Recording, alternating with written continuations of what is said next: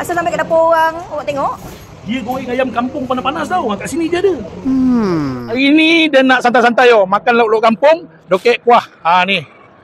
Kampung Dusun Tampin ni 9. Dongar cerita kat sini ada apa tau? Ada ayam kampung goreng panas-panas. Emoh lah. Dah lapar dah. Cerita pasal lauk pauk kat sini. Memang best-best lah kau tengok ni. Cendawan kita masak lomak pun ada. Pesan apa ni? Ayam bertemik. Ikan keli masak lomak cili api. Udang ni besar-besar bang. Kita ada ikan patin tempoyak. Kuah dia panas-panas lagi, nanti kita ambil. Ini asam pedas pun samalah. Sama. Ini ikan apa? Pari ada. Pari ada, ikan parang ada, ikan tepung ada. Siput sodut masak lomak. Kuah epokat bang, nampak? Yang ni daging salai. Wajib ni.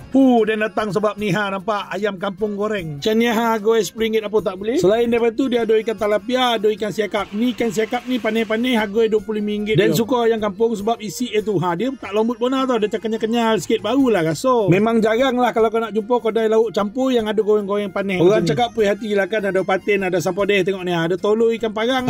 Kalau yang ni tengok nasib lah, ada lah kan. Kalau korang datang dekat sini kan, kat Kuah ni, korang boleh set order set dia punya set dulang. Set dulang dia pun nalar juga tau. Orang cakap terendah RM69 je.